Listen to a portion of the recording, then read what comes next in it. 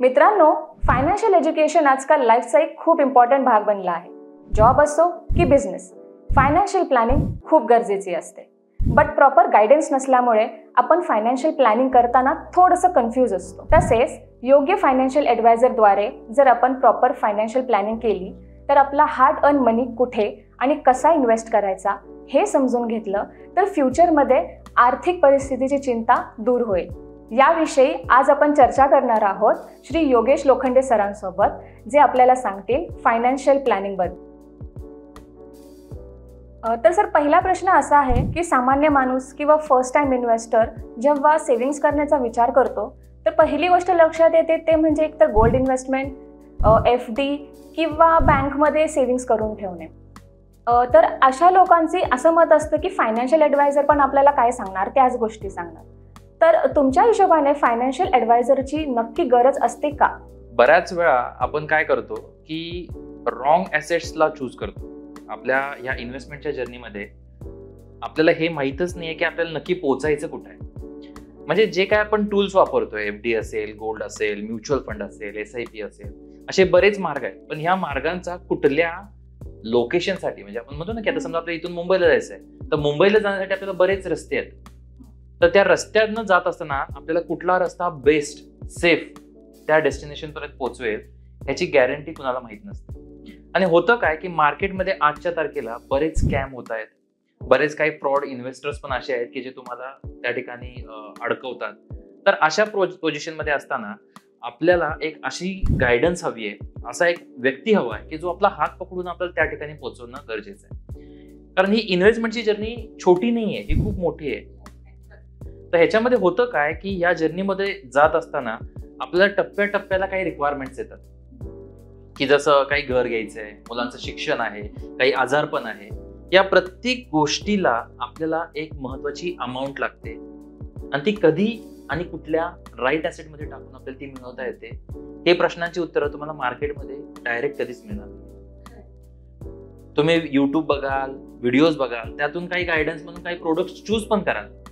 पण जेव्हा तुम्ही गुंतवणुकीकडे येता त्याच्यामध्ये सगळ्यात महत्वाचा जो आहे तो आहे डिसिप्लिन आणि फोकस. जेव्हा तुम्ही फोकसली एखादी इन्व्हेस्टमेंट करता तेव्हा तुमच्या आयुष्यात येणारे हे जे काही टप्पे आहेत, ज्याला आपण गोल्स म्हणतो, म्हणजे काही रिटायरमेंटचे प्लॅनिंग असतील, मला रिटायरमेंट व्हायचंय, माझ्या मुलांचं शिक्षण असेल, त्यांचं मॅरेज असेल, त्याचबरोबर मला काही वर्ल्ड टूर्स करायचे आहेत, या सगळ्या प्रश्नांची उत्तरं तुम्हाला युट्यूबवरती किंवा स्वतः तुम्ही देऊ शकत नाही. कारण प्रत्येक गोष्टीची करत असताना कुठून कुठं काहीतरी एक ते म्हणतात पिल्लू येतं, म्हणजे काय त्याला म्हणतात रिस्क. की ती आल्यामुळे होतं काय की आपण जेवढा पैसा सेव्ह केलेला आहे ना तो सगळा इरोड होतो, निघून जातो. तर अशा वेळी तुम्हाला जो एक मेंटॉर आहे, एक गाईड आहे, एक प्लॅनर आहे, तो तुम्हाला हँड होल्ड करून ह्या प्रत्येक रिस्कची ना जबाबदारी तुमची काय आहे आयडेंटिफाय करून देतो. आणि जेव्हा तुम्हाला आयडेंटिफाय होतं तर तुम्हाला प्रत्येक टप्प्यामध्ये, प्रत्येक ठिकाणी तुमचा पैसा तो इन्व्हेस्ट करून देतो.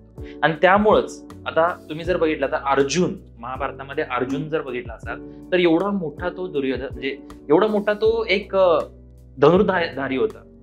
आणि आता कल्की मूवी तर आलेलाच आहे, तर बऱ्याच लोकांना अर्जुनचं महत्व तर कळालं असेल की तो किती पॉवरफुल होता. तर अर्जुन सारखा एवढा मोठा एक योद्धा असताना सुद्धा त्यांना एका गाईडची गरज होती. तर त्यांनी राईट गाईड चूज केला होता, कृष्ण. कृष्णाने तिथं फक्त त्यांना मार्गदर्शन केलं. त्यांच्याकडे सगळ्या ताकद होते की नाही, त्यांच्याकडं दैवी ताकद होती, ते स्वतः ईश्वर होते. तरी सुद्धा मार्गदर्शनासाठी त्यांनी राईट मेंटॉर चूज केला, एक राईट गाईड चूज केला की त्यांनी त्या मार्गावरती कसं गेलं पाहिजे आणि कशा पद्धतीने त्यातनं सेफगार्ड झालं पाहिजे, या सगळ्या गोष्टींचं त्यांनी महत्व त्या ठिकाणी त्यांना पडलं. तर असंच या फायनान्शियल जर्नीमध्ये, कारण फायनान्स तुम्ही तुमच्या वयाच्या एंड पर्यंत फायनान्सवरती काम करणार आहात. आयदर तुम्ही जॉब करा, बिझनेस करा किंवा कुठल्याही प्रकारचं इन्कम करा. पण ह्या जर्नीवरून जात असताना तुम्हाला बरेच काही टप्पे येणार आहेत, त्या ठिकाणी तुम्हाला हँड होल्डिंग खूप गरजेची. आणि माझ्या म्हणण्याप्रमाणे 100% नाही तर 200% तुम्हाला गायडन्सची गरज आहे. जेव्हा तुम्ही राईट गायडन्स घ्याल तेव्हा तुमच्या आयुष्यामध्ये ना जी 10x जंप आहे ना, ती जंप तुम्ही सहज घेऊ शकता. आणि मला आवर्जून वाटतं की मला ही अपॉर्च्युनिटी मिळाली की एक गाईड बनण्याची, लोकांना मार्गदर्शन करण्याची, आणि मला बऱ्याच माझ्या क्लायंटकडून तसा रिस्पॉन्स येतो. त्यामुळं खूप छान आहे. गायडन्स हा खूप गरजेचा आहे. तर सर, दुसरा प्रश्न आहे इन्शुरन्स बद्दल. आजकाल इन्शुरन्स खूप मॅन्डेटरी गोष्ट आहे आणि सगळ्यांना याची कल्पनाही आहे. पण ॲज अ एक्सपर्ट म्हणून मला तुम्हाला विचारावंसं वाटतं की इन्शुरन्स नक्की करावं का, आणि करावं तर ते का करावं? आणि कदाचित माझे इतकी क्लायंट आहेत ना आतापर्यंतचे, तर बऱ्याच क्लायंटकडून असा प्रश्न कधीच आलेला नाही की इन्शुरन्स करणं गरजेचं आहे का. तर हा मुळातच असा प्रश्न आहे की हा प्रश्न ॲडवायझरला किंवा गाईडला विचारणं गरजेचं आहे, पण ते यूट्यूब असो किंवा अशा व्यक्तीला विचारतात की ज्याच्याकडे नॉलेज नाही आहे, राईट. तर तुम्ही फॉरेनला गेला का मॅडम कधी? गेले लवकर. तर मी हा प्रश्न का विचारला, कारण फॉरेनमध्ये जेव्हा तुम्ही जाता ना, तर त्या ठिकाणी इन्शुरन्स हा मॅन्डेटरी आहे. कारण तिथल्या मूलभूत ज्या गरजा आहेत, म्हणजे जसं हॉस्पिटलायझेशन असेल किंवा डेंटल सुद्धा जी आहे. तर माझे स्वतः जिजू, म्हणजे सांगायला म्हणजे जरासं कॉमेडी वाटतंय मला, विनोदीच आहे, पण तरी पण माझे जिजू US वरून फक्त डेंटल ट्रीटमेंटसाठी इथे येऊन परत गेले होते. याचं कारण काय आहे? कारण समजा एक दाताचा खर्च, रूट कॅनलचा जो खर्च आहे इंडियामध्ये कमी आहे, त्यामुळे लोकांना काय वाटतं की इन्शुरन्स हा गरजेचा नाहीये. हा सिंपल असं लोकांना. पण हाच खर्च जेव्हा तुम्ही US ला बघता तर तो 8-9 लाखाच्या वर आहे. तर तेवढ्यामध्ये तिकीट काढून तो इथं येऊन ती ट्रीटमेंट घेणं खूप स्वस्त पडतं. तर त्यांना जास्त का महत्वाचं वाटतं, कारण त्या ठिकाणी तो खर्च, इन्फ्लेशन ह्या वाढत गेलेला. आता इंडियामध्ये सुद्धा हीच गोष्ट होत चाललेली आहे. तुम्ही जर रिसेंटली कधी हॉस्पिटलमध्ये जर गेला असाल, फार लांब जायची गरज नाही, कोरोना येऊन गेला, लोकांना इन्शुरन्सचं महत्व कळलेलंच आहे. कारण कोरोनामध्ये एक सिंपल काय आजार होता, एक सर्दी खासी सारखा आजार, पण त्याच्यामुळं एवढं मोठं महामारी झाली. पण त्यावेळी लोकांचे जेवढे आयुष्यभराचे साठवलेले जे काही पैसे होते ते त्यांच्या मुलांसाठी, त्यांच्या आईवडिलांसाठी, स्वतःसाठी पूर्णपणे संपून गेले. लोकांचे बिझनेस संपून गेले. तर मला खूप वाईट वाटतं, कारण बऱ्याच लोकांकडे इन्शुरन्स नसल्यामुळे ते गरीब होतात. खूपच महत्वाची गोष्ट आहे. इन्शुरन्स ज्यांच्याकडे आजच्या तारखेला नसेल त्यांना फ्युचरमध्ये खूप मोठे फटके बसू शकतात, कधीही येऊ शकते. आणि तुम्ही कधी विचारा, कोणालाही विचारा, समजा तुमची वाईफ असेल, मुलं असतील, आई वडील असतील, आणि तुम्ही दवाखान्यात गेल्यानंतर त्यांनी सांगितले की एखादी कॉस्ट आहे 1 लाख, 2 लाख, 5 लाख, आणि तुम्ही म्हणाल की नाही, ही कॉस्ट आता माझ्या बँकेत पैसे नाहीये, मला कर्ज मिळत नाहीये, तर मी थोडं डिले करेन, असं कोणी म्हणणार नाही. म्हणजे तुम्ही विचार करून बघा, कारण ही एवढी महत्वाची गोष्ट आहे. जर तुमच्याकडे हा जर सेफगार्ड असेल, याला मी पॅराशूट म्हणतो. तुम्ही समजा फ्लाईट मधनं ट्रॅव्हल करताय किंवा एखाद्या हेलिकॉप्टर मधनं ट्रॅव्हल करताय, तुमच्याकडे समजा जर ते कवच नसेल आणि तुम्ही तिथून वरून जम्प केला विदाउट पॅराशूट, काय होईल? तर सेम तुम्ही या फायनान्शियल जर्नीमध्ये तुम्हाला जे महत्वाचं पॅराशूट हवं आहे ते आहे इन्शुरन्स. कारण तीच तुम्हाला सेफगार्ड करणार आहे जेव्हा तुम्ही एखाद्या परिस्थितीमध्ये असाल. जोपर्यंत एखादी व्यक्ती किंवा एखादा क्लायंट त्या परिस्थितीत जात नाही ना, तोपर्यंत त्याचं ह्याचं महत्व नाही कळत, इम्पॉर्टन्स नाही कळत. तर एक दुसरं एक्झाम्पल तुम्हाला सांगतो. माझे अजून एक क्लायंट आहेत, तर त्यांनी 1 वर्ष प्रीमियम भरला आणि 1 वर्ष भरल्यानंतर ते म्हटले मला काहीच होत नाही, मी तर सगळं जिम करतो, माझं फूड व्यवस्थित आहे, सगळ्या गोष्टी माझ्या परफेक्ट आहेत. आणि कोरोनाचा पिरियड आला आणि त्यांना हॉस्पिटलायझेशन झालं. त्यांचे बिझनेस स्टॉप होते, इन्कम स्टॉप होते, त्यांच्याकडे कुठल्याच प्रकारचा पैसा नव्हता त्यांच्या मेडिकलचा. तर वी नेव्हर नो, आणि त्याच्यासाठीच त्याला अनएक्सपेक्टेड किंवा त्याला एक इमर्जन्सी फंड सारखं बघितलं पाहिजे लोकांनी. कारण ही कधीही येऊ शकते, कुणाच्याही आयुष्यात येऊ शकते. माझी विश नाही अशी कुणाच्या आयुष्यात यावी, पण वी नेव्हर नो, कधी येऊ शकते. पण 3 प्रकारचे इन्शुरन्स तुमचे असणं गरजेचं आहे. एक टर्म इन्शुरन्स, दुसरा मेडिकल म्हणजे हेल्थ इन्शुरन्स म्हणतात तो, आणि पर्सनल ऍक्सिडेंट. तर हे 3 इन्शुरन्स तुमच्याकडे असतील तर तुम्हाला बाकी कुठल्याही इन्शुरन्सचा सपोर्ट घेण्याची काही गरज नाही. तर इन्शुरन्स खरंच लाख मोलाचा आहे. कारण तुम्ही जेवढं इन्व्हेस्टमेंट करता त्यापेक्षा जास्त जर तुम्ही इन्शुरन्सवरती विचार केला तर वर्षाचं जर कॅल्क्युलेशन केलं तर एक 25 वर्षाची जर 25 वर्ष किंवा 30 वर्षाच्या असलेली एक फॅमिली आणि मुलगा, ह्यांचा एक जो खर्च येतो मेडिकलचा, म्हणजे जो खर्च मेडिकल इन्शुरन्स याचा, तो 50,000च्या आत आहे. आणि त्याच्यामुळे तुम्हाला जवळपास 1 करोड पर्यंत तुम्हाला त्याचं प्रोटेक्शन मिळतं. तर एवढी मोठी जर तुम्हाला रिटर्न्स असतील, कारण बरेच लोक विचारतात मला की सर आपण इन्शुरन्सला पैसे तर भरतो पण यातनं रिटर्न तर काहीच नाहीये, बरोबर आहे ना. पण रिटर्न मध्ये जेव्हा तुम्ही बघता ना, तर रिटर्न मध्ये तुमची फॅमिली आहे, त्याची व्हॅल्यू लावू शकता का तुम्ही? तुमची मुलं बाळ आहेत ज्याची तुम्ही व्हॅल्यू लावू शकता का? आणि महत्वाचं, तुम्ही जे आयुष्यभर कमवलेले पैसे आहात, हार्ड अर्निंग म्हणजे तुम्ही तुमच्या बॉसचं ऐकता, त्या पैशासाठीच ऐकता ना, सगळ्या गोष्टी पैशासाठीच चाललेल्या, राईट.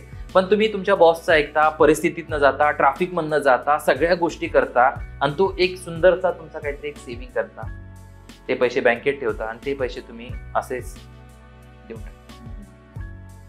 तर हे एवढे मोठे रिटर्न्स आहेत. त्याच्यामध्ये रिटर्न्स तुम्हाला कदाचित डायरेक्ट नाही दिसणार आहेत, पण इनडायरेक्ट खूप जास्त. त्यामुळे इन्शुरन्स हा मस्ट मॅन्डेटरी प्रोडक्ट. सर, काही लोक FD करतात, SIP करतात, म्युच्युअल इन्व्हेस्टमेंट करतात, तर त्यांना काहीतरी भाग एक रिटर्न्स म्हणून मिळतो. तर याचा अर्थ असा होतो की मधल्यामध्ये कोणीतरी प्रॉफिट कमवतंय आणि त्यांना ॲज अ रिटर्न म्हणून एक अमाऊंट देते. तर हे नक्की काय गणित आहे? आता हे गणित खूप सोप्या पद्धतीने तुम्हाला सांगतो. बऱ्याच वेळा कसं आहे की आपण फक्त काही इन्व्हेस्टमेंट प्रोडक्ट जे आहेत ना, त्यांना एक रिटर्नच्या एका बास्केटमध्ये बघतो किंवा ब्रॅकेटमध्ये बघतो, आणि त्या बास्केट किंवा त्या ब्रॅकेटमध्ये बघत असताना आपण फक्त त्या रिटर्नकडे आपलं लक्ष असतं. ठीक आहे. आता फॉर एक्झाम्पल आपण असं पकडू, एक्झाम्पल घेऊ, फ्लॅट आपण घेतोय. ठीक आहे. आता जेव्हा तुम्ही फ्लॅट विकत घेताय तर तुम्ही काय बघताय, एकतर तिथलं लोकेशन काय आहे, बरोबर आहे, आणि त्या लोकेशन बरोबरच आपण काय बघतो, त्याची प्राइस काय. हा, आता आपण हे नाही बघत की त्या फ्लॅटच्या बनवण्यामध्ये कॉस्ट किती इन्व्हॉल्व्ह झाली, काय काय लागलं, आणि त्या बिल्डरनं किती पैसा कमवला, हे कधीच बघत नाही आपण, बरोबर आहे. पण ह्याच्यामध्ये होतं काय की ही सगळी प्रोसेस करत असताना आपण स्वतःला काही महत्वाचे प्रश्न विचारायला हवे. इन्व्हेस्टमेंट करत असताना किंवा हे असे प्रश्न जेव्हा आपल्याला पडतात, तेव्हा काही दोन महत्वाचे प्रश्न मी माझ्या वर्कशॉपमध्ये कायम विचारतो. माझ्या सेमिनारमध्ये असो, माझ्या वेबिनारमध्ये असो, हे 2 प्रश्न जे आय ओपनर क्वेश्चन्स आहेत ते मी तुम्हाला सांगणार आहे, आणि ते तुम्हाला नक्की स्वतःलाही विचारायचे आहेत आणि लिहूनही ठेवा की तुम्ही नक्की श्रीमंत कुणाला करता, तुमचा पैसा नक्की वापरते कोण. कारण तुम्ही आज हा जर प्रश्न नाही विचारला तर तुमच्या इन्व्हेस्टमेंट मधला, सेव्हिंग मधला आणि तुमच्या पैशातल्या जे काय रिटर्न्सचा तुम्हाला तारतम्य कधीच लावता येणार. कुठलाही बिझनेस असो, तो बिझनेस कमवण्यासाठी आलेला आहे. त्यांचं स्वतःचं जेव्हा प्रॉफिट होईल तेव्हा ती जास्त ग्रो होते. मग काय होतं की बऱ्याच वेळा काही व्यक्ती असेल, काही कंपनी असेल, ती काय करते की त्यातला एक सर्टन पार्ट देते. आता ह्याचं बेस्ट एक्झाम्पल म्हणजे म्युच्युअल फंड. आता म्युच्युअल फंड मध्ये कसं आहे की तिथं एक कंपनी नाही आहे, तिथं बास्केट आहे. त्या बास्केटमध्ये 100 पेक्षा जास्त कंपनी असतात. ICICI असेल, टाटा असेल, विप्रो असेल, अशा मोठ्या कंपन्या आहेत की ज्या जवळपास 50 वर्षापेक्षा जास्त त्यांचा कालावधी इंडियामध्ये नाही तर वर्ल्ड वाईड आहे. तर ह्या कंपनी काय करतात, ते बँकेकडून लोन घेण्यापेक्षा आपल्यासारखे काही रिटेल लोक आहेत त्यांच्याकडून पैसा घेतात. आता ते पैसे घेतल्यानंतर काय करतात, त्यांचे कदाचित काही नीड्स असतील, त्या बिझनेसचं एक्सपान्शन असेल किंवा काही ग्रोथ ऑप्शन्स असतील, किंवा कुठल्या सिटीजमध्ये त्यांचे ब्रांचेस ओपन करायचे असतील. पण फोकस काय की बिझनेस एक्सपांड करणं, बरोबर आहे ना. सेम वे जेव्हा आपले पैसे त्यांच्याकडे आपण ऍज अ इन्व्हेस्टमेंट म्हणून करतो, तर त्या बदल्यामध्ये ते बँकेला जे काही रिटर्न देणार आहेत ते इन्व्हेस्टरला. तर हे साधं गणित आहे, पण या गणितमध्ये पण तुम्हाला हे कळणं गरजेचं आहे की नक्की तुम्ही श्रीमंत कुणाला करता. कारण ते रिटर्न जर तुम्ही होम लोन किंवा ह्याच्यात जर कम्पेअर केला तर त्याच्यामध्ये तुम्ही बिल्डरला लोन मध्ये पैसे देता आणि ते लोन फेडण्यासाठी तुम्ही बँकेला पैसे देता. आता हे जर तुम्ही गणित जर बघितलं बँकेचं आणि बिल्डरचं, एक सिंपल एक्झाम्पल आपण घेऊ की एक घर घेताय, 50 लाखाचं घर घेताय आणि त्या 50 लाखासाठी तुम्ही लोन 40 लाखाचं काढलं, 10 लाखाचं तुम्ही डाऊन पेमेंट केलं. आता ही गोष्ट करत असताना तुम्ही काय केलं, बँकेकडून एक सर्टन लोन घेतला, बरोबर आहे, 8% ते 9%. आता बँक काय करते, तुम्हाला ते लोन देते आणि ते पैसे डायरेक्टली कुणाला देते, बिल्डरला देऊन टाकते, बरोबर आहे ना. म्हणजे आता तुम्ही बघा, ते 20 वर्षाचं लोन आहे. 20 वर्षाचं लोनसाठी तुम्हाला दर महिन्याला जवळपास 45,000 रुपये EMI येईल.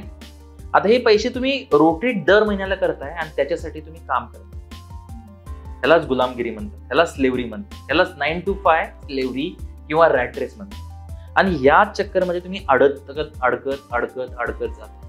कारण होतं काय, 20 वर्ष तुम्हाला भरायचं आहे पैसे, बरोबर आहे. मग तुम्ही श्रीमंत कोणाला केलं पहिला? 50 लाख रुपये देऊन बिल्डरला केलं, बरोबर आहे.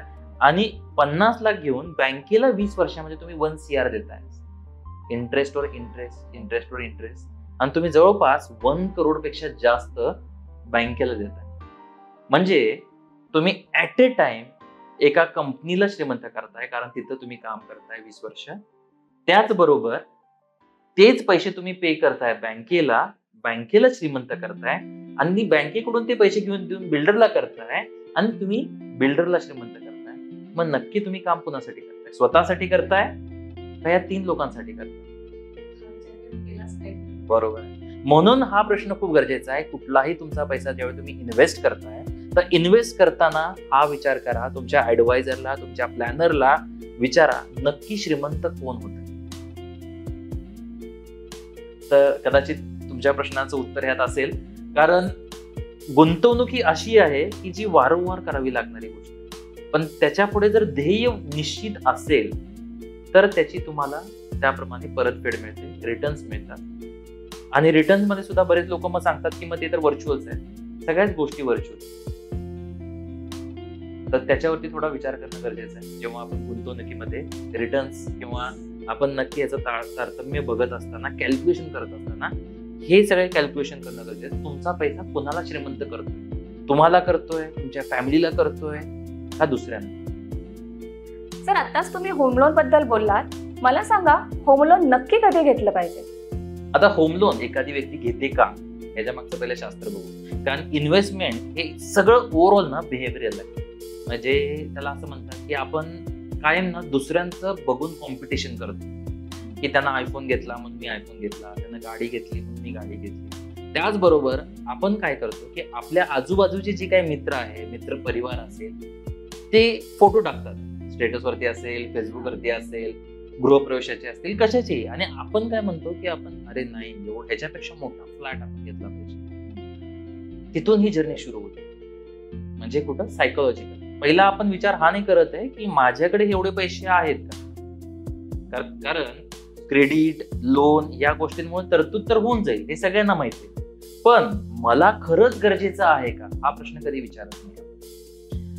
आणि त्यामुळे मी काय म्हणतो की इन्व्हेस्टमेंट हा नुसता पैशाचा गेम नाही आहे, तर सायकोलॉजिकल गेम आहे. म्हणून तुम्ही जर पुस्तक, तुम्हाला माहित असेल सायकोलॉजी ऑफ मनी, हे जर तुम्ही पुस्तक जर वाचाल तर त्याच्यामध्ये ह्या सगळ्या स्टेप्स दिलेल्या आहेत की तुम्हाला पैसा खेळवतो का तुम्ही पैशाला खेळवता. कारण हा जो पूर्ण जो गेम आहे, मनी गेम आहे, हा जेव्हा तुम्ही अंडरस्टँड कराल ना, तेव्हा तुम्हाला हे कळेल की फायनान्स हा खूप सिम्पल आहे, पण आपण कॉम्प्लेक्स करत जातो. कारण आपल्याकडे एक राईट डायरेक्शन नाही आहे, राईट गाईड नाही आहे, राईट स्टेप्स नाही आहेत, आणि राईट प्रोसेस नाही आहे. या सगळ्यांची गोष्टींची कमी असल्यामुळे होतं काय की आपण कायम फक्त पैशाला कमवण्यासाठी किंवा पैशाच्या मागं धावत राहतो, आणि ही सायकल कंटिन्यू राहते, आणि आपण त्याच्यामुळे एक गुलामगिरीमध्ये, जसं मगाशी सांगितलं त्याप्रमाणे, गुलामगिरीमध्ये अडकत जातो. आता होम लोन किंवा घर घेण्याचं खरं शास्त्र काय आहे की एक तर जो तुमचा EMI, म्हणजे एक फॉर्म्युलेटेड म्हणा किंवा एक शास्त्रामध्ये आपण म्हणतो ना की अशी एक विधी आहे आणि विधीप्रमाणे असं केलं पाहिजे, पण ती विधी प्रत्येकाला सेम लागू होईल असं नाहीये. पण तरी पण आपण आता एक टॉपिक वरती बोलतोय, तर एक विधी किंवा एक फॉर्म्युला म्हणून तुम्हाला हे आपण ह्याच्यामध्ये बोलू पॉडकास्टमध्ये, की एक साधारण तुमचा जर EMI तुमच्या येणाऱ्या इन्कमच्या 35% पेक्षा जास्त असेल तर घेऊन 35% पर्यंतच EMI असावा तुमचा. ठीक आहे. ह्याच्या मागचं कारण काय आहे की आता तुम्ही बघा, साधारण आपल्याकडे एक 100 रुपये असतील, 100 रुपये मधले 55 रुपये आपल्याला घर खर्चाला लागणार आहे, बरोबर. उरले 45 रुपये. आता त्या 45 मधले जर 35% पेक्षा जास्त तुम्ही युज केले तर तुम्हाला बाकीचे जे काही खर्च तुमचे येणार आहेत, इमर्जन्सी येणार आहेत, या सगळ्या गोष्टींसाठी जो पैसा हवा आहे तो कधी राहणारच नाहीये. तर कमीत कमी तो 10% तरी असावा आपल्याकडे, शास्त्र असं सांगतं. पण हे तुमच्या इन्कम, फायनान्शियल प्लॅनिंग, तुमची जी काय असलेले लोन, ह्याप्रमाणे चेंज होणार आहे. तर पर्सनल फायनान्स जो आहे हा प्रत्येकाचा वेगळा आहे, आणि ज्यावेळी तुम्ही तो सेपरेट आउट कराल, जेव्हा तुम्ही स्वतःची परिस्थिती, स्वतःचे पैसे, स्वतःची स्थिती, या सगळ्या गोष्टी जेव्हा तुम्ही आयडेंटिफाय कराल ना, तुम्हाला हे फायनान्शियल प्लॅनिंग मध्ये कधी होम लोन घेतलं पाहिजे हे तुम्हाला कळेल. आता राईट एज, आता मी तुम्हाला काय सांगितलं की आपलं इन्कम झोन सांगितलं की इन्कम झोन मध्ये जेव्हा हे 35% पेक्षा कमी असेल, ह्याच्यामध्ये जर बसत असेल तुझं ईएमआय आहे, जसं आपण 45,000चा ईएमआय बद्दल बोललो, हा जर 1 लाखाचं तुमचं इन्कम असेल तर ह्या इन्कम मध्ये 45,000 हे तुमच्या इन्कम मध्ये, म्हणजे 1 लाखचं इन्कम आहे त्याच्यामध्ये हे 25,000 जर बसताय तर तुम्ही ते घेऊ शकता. बरोबर. आता एज म्हणजे कसं आहे की हा एक असा पार्ट आहे की तुमचं जर इन्कम आणि एज जर मॅच होत असेल, म्हणजे तुम्ही, बरेच लोक हीच चुकी करतात, म्हणजे जॉबला लागतात आणि जॉबला लागल्याबरोबर पहिलं त्यांचा जो डिसिजन असतो इन्व्हेस्टमेंट म्हणून घर घेणं असतं. आणि होतं काय त्यामुळं की त्या घर घेतल्या पुढच्या 5 वर्षामध्ये ते फ्रस्ट्रेशन नाही चालतात, कारण इन्कम काय वाढत नाहीये, कारण महागाई वाढतीये. बरोबर. त्याबरोबर तुमचे जे काय बिझनेसेस आहेत किंवा जॉब्स आहेत ते काय म्हणतात की आपलं एवढं इन्कम नाही होतंय, बिझनेस एवढा आपला प्रॉफिटमध्ये नाहीये, तर तुमची सॅलरी एवढी वाढणार नाहीये. प्लस तुमच्या परफॉर्मन्स वरती पण ते चेक केलं जातं, तुम्ही कंटिन्यू तेवढं काम करताय का ह्याच्यावरती पण बघितलं जातं. आणि बऱ्याच वेळा मला हसू पण येतं असा वेळा की किती जरी काम केलं तरी आपल्या बॉसला कधीच ते काम आवडत नाही, आणि ते आवडणारही नाही. समजा काही एम्प्लॉई, जर मी त्यांना असं जर बोललो की बाबा तुम्ही काम खूप छान करताय, तर ते काम कुठे ना कुठेतरी व्हॅरी होणार आहे. तर हा इंडस्ट्रीचा नियम आहे, पण तुम्हाला हे कळणं गरजेचं आहे, माझ्या अर्ली एज मध्ये कधीच होम लोन घ्यायचा नाही. एवढा मोठा दगड कधीच गळ्यात बांधून विहिरीत उडी मारून, कारण आपल्याला अजून माहितच नाही आहे की फायनान्शियल जर्नी किती डेप आहे. आपली लाईफ पुढची 30-35 वर्ष जी आहेत ती किती डेप आहे आपल्याला माहित नाही, आणि आधीच जर एवढा मोठा आपण दगड जर गळ्यात बांधून उडी मारली तर पहिला तळाला जाणार. तर त्यामुळे होम लोन घेत असताना तुम्ही ज्यावेळी स्टेबल असाल, तुम्हाला कळालं की माझं जॉबचं लोकेशन फिक्स आहे, त्याच्यानंतर मी चेंज नाही करू शकत, कारण माझ्या मुलाबाळांची जे काही शाळा आहेत या इथून लोकेशन पासून जवळ पडत आहे, सगळ्या गोष्टी व्यवस्थित माझ्या फॅमिलीसाठी प्रॉपर होत आहेत, तिथून जॉब व्यवस्थित लोकेशनला मिळतोय, तेव्हा तुम्ही डिसिजन घ्या की या जागेवर तुम्ही होम लोन घ्या. याला सबसिक्वेंट एक प्रश्न असाही येऊ शकतो तुमचा मॅडम की मग त्यावेळी समजा तिथले रेट वाढले असतील तर, बरोबर आहे ना. हाच प्रश्न फायनान्शियल प्लॅनिंग मधला खूप गरजेचा आहे, आणि ह्याच्यासाठी स्टेप्स लागतात. कारण जेव्हा तुम्ही लोकेशन वाईज बघता तर त्याच्या आधी तुमची इन्व्हेस्टमेंट चालू होते. तुम्ही तुमच्या वयाच्या 35 वर्षापर्यंत ज्यावेळी तुम्ही हे इन्व्हेस्टमेंट प्रॉपर करता तेव्हा तुम्हाला लोकेशन बॅरियर नाही पडत, कारण तुमच्याकडे मुबलक पैसा असतो. तर त्याच्यामुळं या फायनान्शियल प्लॅनिंग मध्ये होम लोन हे तुमच्या वयाच्या 35च्या नंतरच घेतलेलं बेटर आहे, कारण तुमचं रिस्क ॲपेटाईट, रिस्क घेण्याची ताकद आहे ना, त्या पद्धतीने तुम्ही डिसिजन घ्याल, एक मॅच्युअर वेनं डिसिजन घ्याल, आणि घर घेताना ऍक्च्युली लोकांना दाखवण्यापेक्षा माझ्या गरजेसाठी आहे ह्याच्यासाठी तुम्ही घर घ्या. तर हा श्रीमंतीचा जे टॉप 1% लोक जे म्हणतात ना श्रीमंत आहेत का, कारण त्यांना हा डिसिजन कधी घ्यायचा आहे, कुठल्या एजला घ्यायचा आहे हे माहिती आहे. आता लोक असेही म्हणतील याच्यामध्ये की आपली जिथे म्हणतात की बाबा चादर बघून पाय पसरावे, मी असं नाही म्हणणार, तुम्ही चादर वाढवा तुमची चादर जेवढी वाढवता येईल तेवढी वाढवा, पण त्याला टाइम लागणार आहे. कुठली गोष्ट इन्स्टंट नाही आहे. त्यामुळे मी 30 प्लस का म्हटलं, तोपर्यंत तुमची चादर वाढवा. जेव्हा तुमची चादर वाढेल ना, ऑटोमॅटिकली तुम्ही पाय पसरवा, बरोबर आहे ना. तसंच होम लोन घेत असताना तुमचं एक एज झालं ना, तोपर्यंत तुमची प्रॉपर एक इन्व्हेस्टमेंट होऊन जाईल, तुमचा एक पोर्टफोलिओ खूप सुंदर बनेल, आणि पोर्टफोलिओ बनल्यानंतर त्याच्या पोर्टफोलिओ बँकेकडून ईएमआय घेण्यापेक्षा आपण आपल्या पोर्टफोलिओवरती ईएमआय घेऊ शकतो. बँकेला श्रीमंत कशाला करायचं, स्वतः श्रीमंत होतो. होम लोन रिलेटेडच एक समज आहे की गैरसमज आहे, आय डोंट नो, की होम लोन घेतला तर टॅक्स कमी करता येतो, हे खरं आहे का? आता मार्केटमध्ये ना प्रत्येक व्यक्ती हे आपलं काही ना काहीतरी विकते, राईट. आता होम लोन ही असा पार्ट आहे ना की आता मी तुम्हाला समजा म्हटलं की साधारण एक 50 लाख रुपये तुम्हाला इन्व्हेस्ट करायचे, तुम्ही कराल का? पण 50 लाखाचं लोन काढून घर घ्यायचंय, सायकोलॉजी, राईट. आपल्याला काय सोपं वाटतं की मी 50 लाख बँकेला भरेन, 1 करोड भरेन, पण मला काहीतरी घर भेटतं, प्रॉपर्टी होते.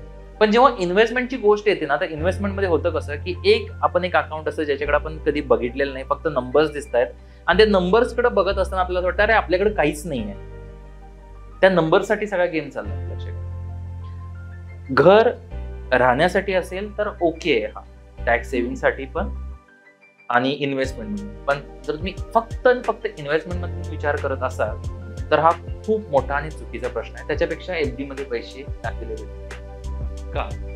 आता होम लोन किंवा जेव्हा आपण कर्ज काढून घेतो तर गव्हर्नमेंट आपल्याला ATCच्या अंतर्गत मध्ये आपल्याला टॅक्स सेव्हिंगची एक हे देते, सवलत देते की ज्याच्यामध्ये जवळपास 1.5 लाख पर्यंत तुम्ही तुमचे टॅक्स जे आहे, म्हणजे 10 लाखाची जर तुमची सॅलरी असेल तर 5 लाख तुमचे नॉर्मली गव्हर्नमेंट सांगते एक स्लॅब मध्ये, आणि त्याच्यानंतर 1.5 लाख ऍडिशनल जवळपास 6.5 लाखापर्यंत तुम्ही त्याच्यावर लागणारं जे काही टॅक्सेशन आहे ते रिड्यूस करू शकता किंवा वाचवू शकता. बरोबर आहे. आता ते 1.5 लाख वाचवण्यासाठी आपण काय करतो, आपण आपले 20 वर्ष सॅक्रिफाईस करतो. बरोबर ना. 20 वर्ष मी गुलामगिरीत राहीन पण टॅक्स सेव्ह करेन. माझ्या सॅलरीमधला 30% किंवा 20%चा टॅक्स सेव्ह करण्यासाठी मी 20 वर्षाची गुलामगिरी पत्करेन. आता हा कधीच तुम्हाला कोणी सांगितलंही नसेल आणि कदाचित तुमच्या कधी विचारांमध्ये सुद्धा आलं नसेल की हे असंही कधी असू शकतं.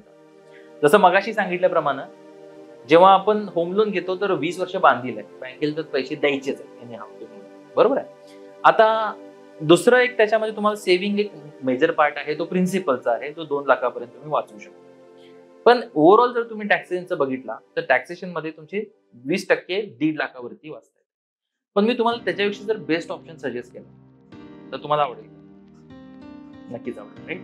आता याच्यापेक्षा बेस्ट ऑप्शन आहे तो आहे ELSS, equity link saving scheme, ELSS.